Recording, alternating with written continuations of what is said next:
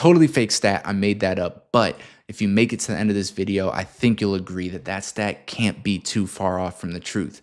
Today, we're going to look at 6 questions that you should be able to answer about your own finances by the time you're 30. And if you can't answer these questions yet, don't worry, you are in the right place. We're going to explain exactly how to find these answers as we go through the video, so you will be set and ready to go by the time we finish. That said, let's get into it. Question number 1 is, what's your average monthly spend? Most people just guess this, and they're usually way off. Usually think they spend way less than they actually do in a given month. This number should include every single purchase you make. So your rent or your mortgage, your car payment, any other transportation costs you have, subscription services you have, any bills you pay, any little purchases too, like coffees, Amazon orders, Target trips, wherever you spend your money. All of the transactions you make in a month count here. And this number is so important because it gives you a realistic view of how much your life actually costs, from which you can build a realistic budget, a sustainable saving and investing plan, and you can figure out when you are going to be able to retire or be financially free. I want you to take some time and go look through all of your credit card statements, bank statements, Venmo, Zelle, any cash transactions if you kept the receipts from those. Any way that you spent money in the last 3 months, I want you to go track all of those expenses. It's going to take a little bit of time, but it's going to be worth it. You can do this on your own, or you can use my free monthly expense tracker. It's linked down below in the description for you guys. So put your last 3 months in and then take those 3 totals, add them up and divide them by 3. That's going to give you your average monthly spend. And now that we've got that answered, on to question number 2, which is, what's your financial freedom number? This one's fun. When you hit your financial freedom number, work becomes optional. This is the amount of money where your investments cover your living expenses. So the quick way to figure this out is to take your current salary and multiply that by 25. That's going to give you your financial freedom number, the amount you would need to make to replace your current income. If you're hourly, you take your hourly wage, multiply that by 2,000, which is roughly the amount of hours you would be working in a year, and then multiply that by 25. That'll give you your financial freedom number. Let's say you make $60,000 a year, multiply that by 25, you get $1.5 million. That's your financial freedom number. That's the number you would need to replace your current income. Now, hopefully you end up making more money in the future, so this number is subject to change, but I think it's important to plan for our current reality. If you wanted to quit your job today, or if you lost your job today, how much would you need invested to replace your current income? Because once you know this number, you can work backwards and figure out how much you need to save and invest each month to be able to hit that target. On to question number 3, which is, what's your current net worth? Your net worth is everything you own minus everything you owe. So think about all your assets, your cash, your savings, your investments, and subtract all of your debts. So your student loans, credit cards, mortgage, car loans, any loans that you have, subtract that from your assets, and that number is your net worth. If you don't know your net worth off the top of your head, I've got a free net worth tracker that's linked down below in the description as well. You can check that out and use that. It's super simple, easy way for you to calculate your net worth and keep track of your net worth. So now that we've figured out both our net worth and our financial freedom number, we've only got one more question we have to answer to figure out when we will be financially free. On to question number 4, which is, how much do you pay yourself each month? And when I say pay yourself, I'm talking about saving, investing, and paying off debt. How much money is going towards net worth building activities? So add up all the money that you are saving and investing, putting into a high yield savings account, your Roth, your 401k, any crypto accounts, real estate, and all of the money that you are putting towards your debt. So any debt payments you have, put that in there as well, and add that number up. That is how much you pay yourself each month. Knowing what we know now, having answered these last couple questions, we can now figure out how long it's going to take us to get to our financial freedom number. In this example, I'm just going to use my numbers for the sake of simplicity. This year, I will be making about 100K. So 100K income times 25 is 2.5 million. That's my financial freedom number.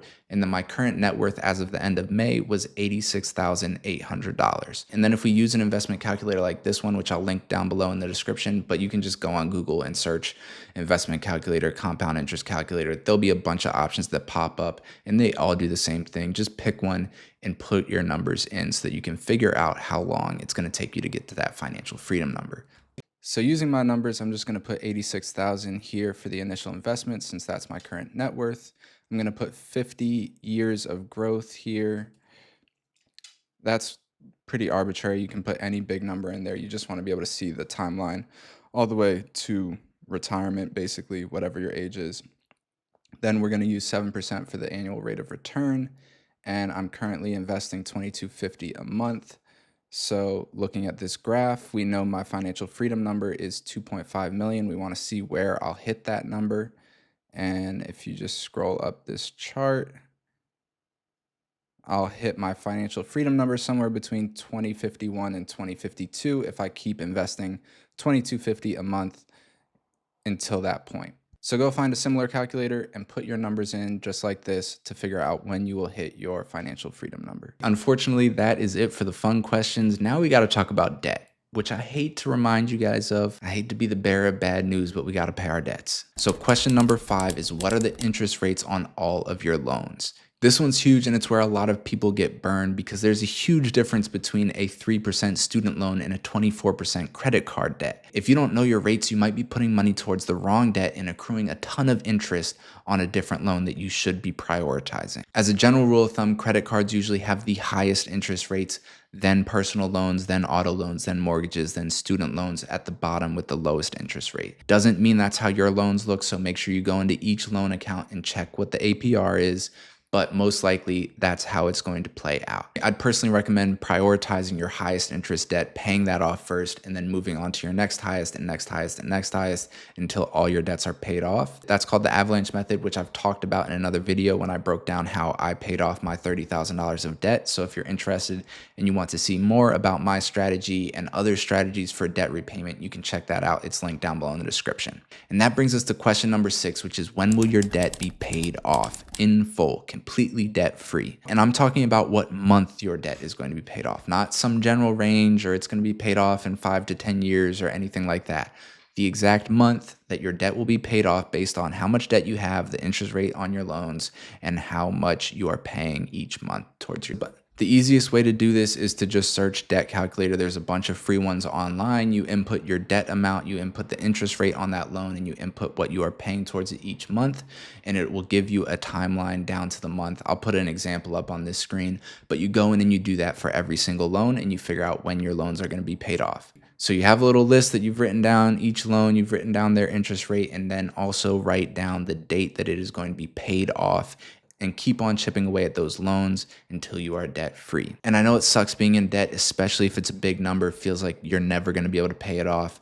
But now you know your timeline. Even if your timeline is 5, 10, 15, 20 years out, you know what the date is and you're in control now. You can make decisions, conscious decisions with that information in mind. So if you start making more money, maybe you allocate more money towards your debt. Maybe there's some areas in your finances where you can cut back on spending and allocate more money towards debt if you want to expedite that timeline. Maybe you're okay with the timeline and you just leave it as is. Whatever decision you make is totally fine. Well, not every decision you make is going to be totally fine for your finances, but the point is you want to have all the information at hand so that you can make an educated decision.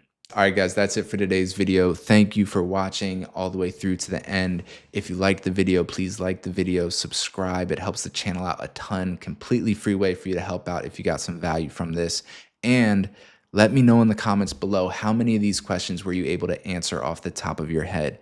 Really curious to see how many of you guys were able to get all of them. I know I wouldn't have been able to a couple years ago. So yeah, that's it. I'm done talking. Peace out.